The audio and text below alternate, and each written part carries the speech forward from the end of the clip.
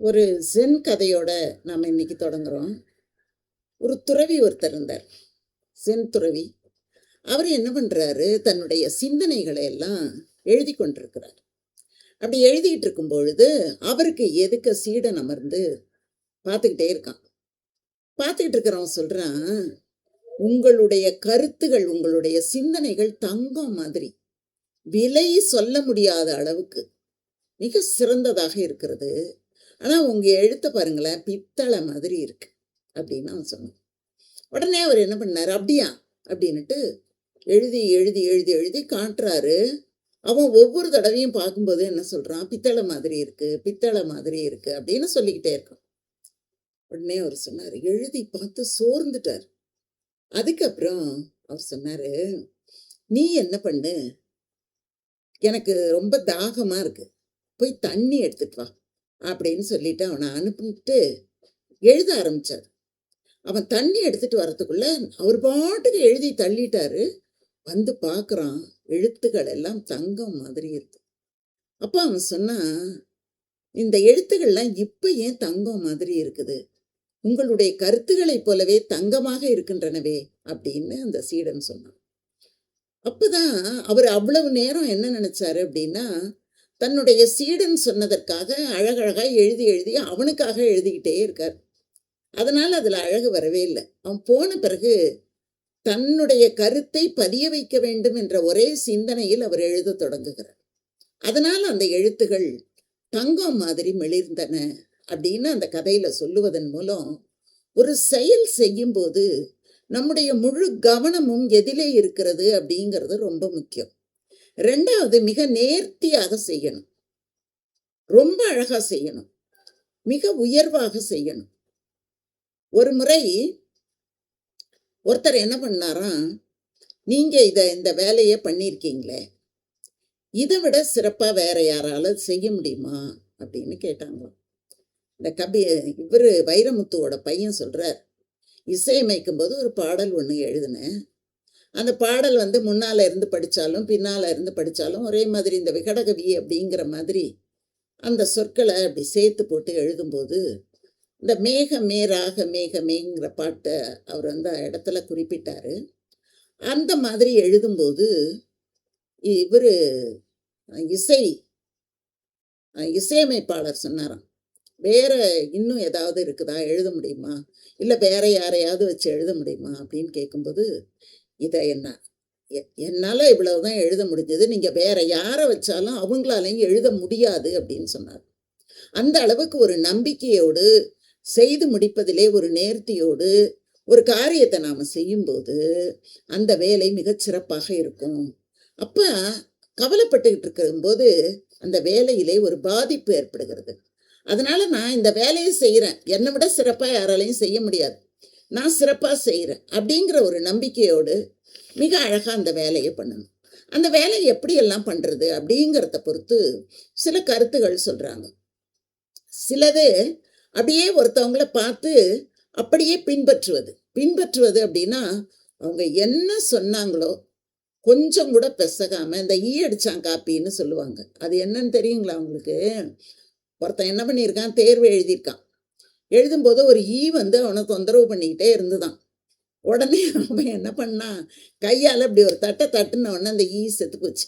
செத்து போனது அந்த பேப்பரில் விழுந்தது அவன் கவனிக்கல, அவன் தொடர்ந்து எழுதிட்டான். பின்னால் ஒருத்தன் உட்காந்துருந்தவன் அதை பார்த்து எழுத முற்படும் போது அவன் என்ன பண்ணியிருக்கான், இவனோட பேப்பரில் ஈ இருக்கிறத பார்த்தான். உடனே அவனும் என்ன பண்ணான், ஒரு ஈ அடித்து இந்த பேப்பருக்குள்ளே போட்டு எழுதுனான். இதை தான் ஈ அடிச்சான் காப்பின்னு சொல்லுவாங்க, ஒரு தமாஷுக்கு சொல்லுவாங்க. அந்த மாதிரி பின்பற்றுதல் அப்படின்னா ஒருத்தர் சொல்கிறத அப்படியே பின்பற்றுவது. அதில் நம்மளோட சிந்தனையே கிடையாது. இப்போ இந்த நாயெல்லாம் பழக்கிறாங்களே, அதெல்லாம் எப்படி, என்ன சொன்னாலும் அது செய்யும், அதுக்கு மேலே அதுக்கு ஒன்றும் புதுசாக செய்ய தெரியாது. அந்த மாதிரி இந்த பின்பற்றுதல்ங்கிறது அது அப்படியே பின்னால் என்ன நடக்குதோ அப்படியே செய்யறது, அடி மேலே அடி வச்சு போகிறது, நடிகர் மாதிரி பேசுறது, நடிகர் மாதிரி நடிச்சுக்கா, இதெல்லாம் அது பின்பற்றுவது. அப்படி ஒரு முறை இருக்கு. இன்னொரு முறை எப்படி இருக்குன்னா, பிரதிபலிக்கிறது. இந்த எழுத்தை படிக்கும்போது, ஏன் இவரோட குரு யாரா இருக்க முடியும், இவருடைய ஆசிரியர் யாரா இருக்க முடியும், அப்படியே இருக்குதே, அவரோட பிரதிபலிப்பை இதில் நான் பார்க்குறேனே அப்படிங்கிறதை பிரதிபலிப்பவர். இவங்க என்ன பண்ணுவாங்கன்னா, தங்களுடைய அனுபவத்தை ரொம்ப ஆழமாக சிந்திப்பாங்க. அதோட தாக்கத்தை தன்னுடைய எழுத்துகளிலும் பேச்சிலும் வெளிப்படுத்தக்கூடியவர்களாக இருப்பார்கள். அவங்க பிரதிபலிக்கக்கூடியவர்கள். மற்றவர்களுடைய வாழ்க்கையை பார்ப்பாங்க. அதில் இருக்கக்கூடிய நல்லது கெட்டதை ஆராய்வாங்க. எது நமக்கு வேணும் அப்படின்னு தெரிஞ்சுக்கிட்டு அதை அவர்கள் ஏற்றுக்கொள்வார்கள். இந்த மாதிரி பிரதிபலிக்கக்கூடியவர்கள் இருக்காங்க. இதெல்லாம் செயலில் பல வகைகள். நாம் யாருங்கிறத நம்ம முடிவு பண்ண போகிறோம். நாமெல்லாம் பின்பற்றக்கூடியவர்களாக இருக்க போகிறோமா, இல்லை பிரதிபலிக்கக்கூடியவர்களாக இருக்க போகிறோமா அப்படிங்கிறத நாம் செய்ய போகிறோம். அதுக்கப்புறம் இந்த போல செய்தல் அப்படிங்கிறது ஒன்று உண்டு. அது என்னன்னா, அசல் மாதிரியே எப்படி இருக்குதோ அப்படியே இருக்கும். இந்த பொம்மையெல்லாம் பண்ணுறாங்கல்ல, அது போல செய்தல். அப்படியே செய்யறது. அந்த மாதிரி சில வேலைகள் பண்ணுவாங்க, அப்படியே பண்ணுவாங்க, கொஞ்சம் கூட ஒரு மாற்றமே இருக்காது. அந்த மாதிரி செய்யறத போல செய்தல் அப்படின்னு சொல்லுவாங்க.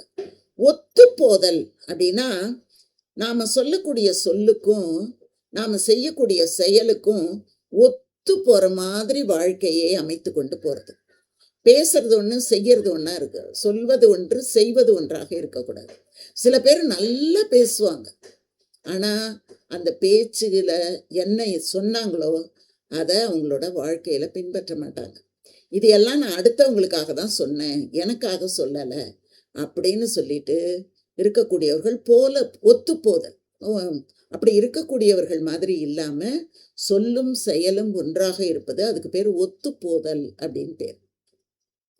சில கருத்துகள் எதிரொலிக்கும், போயிட்டு முட்டி மோதிக்கிட்டு மறுபடியும். அதுதான் சில கருத்துக்களை மீண்டும் மீண்டும் சொல்லி வெளிப்படுத்துவது. அதுக்கு பேரு எதிரொலித்தல் அப்படின்னு பேர். இன்னும் சில பேர் எப்படி இருப்பாங்க அப்படின்னா, முன்மாதிரியாக விளங்குவார்கள். இவங்களை தான்ப்பா நம்ம ரோல் மாடலா எடுத்துக்கணும் அப்படின்னு முன்மாதிரியாக விளங்குவார்கள். இந்த மாதிரி இருக்கிறது. சிலர் தழுவுதல் அப்படின்னா, நல்ல கொள்கைகள், நல்ல நடைமுறை பண்புகள், இத கொஞ்சம் கூட பிசகாமல் அப்படியே என்ன சொன்னாங்களோ அதை அப்படியே எடுத்துக்கொண்டு அப்படியே பின்பற்றுவது. அதுல சுய சிந்தனைங்கிறது இருக்காது. பின்பற்றுதல் அப்படின்னா கண்ணை மூடிக்கிட்டு பின்பற்ற மாட்டாங்க. ஆராய்ந்து தேர்ந்து அதை தனக்காக எடுத்துக்கொண்டு அதை பின்பற்றுபவர்கள்.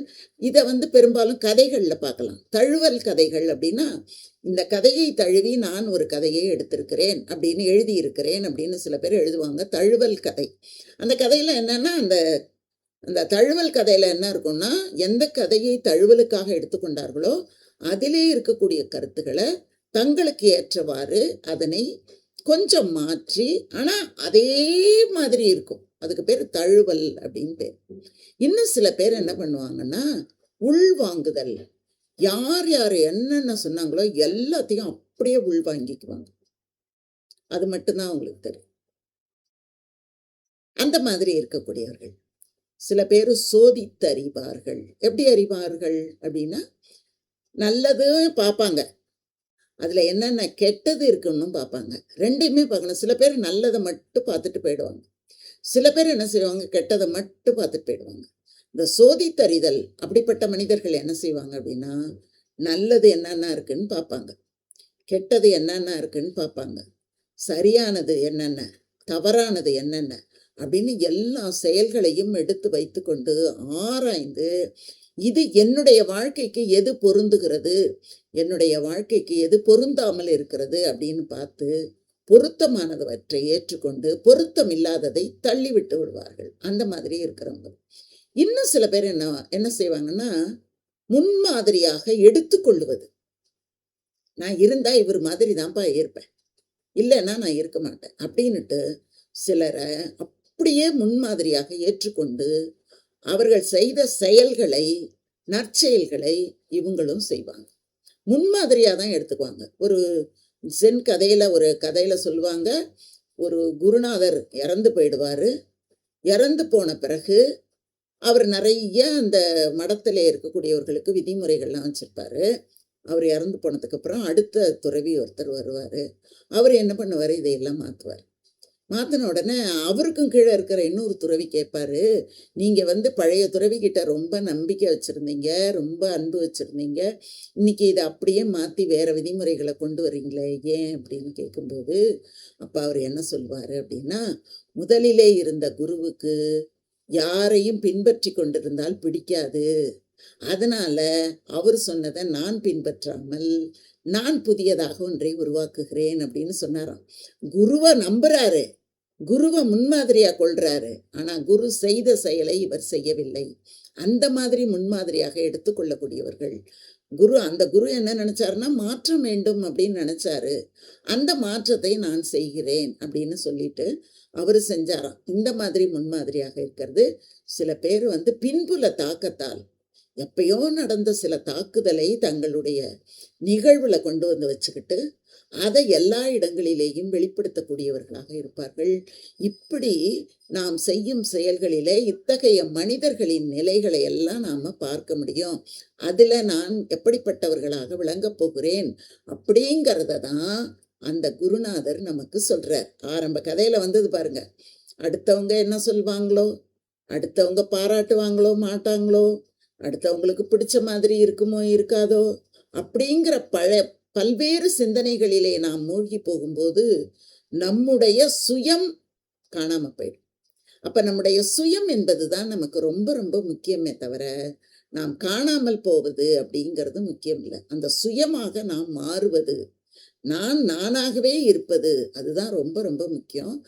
அதை தான் நாம இதில் பார்த்தோம். நன்றி, வணக்கம். தொடர்ந்து பாருங்க. நிறைய பின்னூட்டங்கள் கொடுங்க.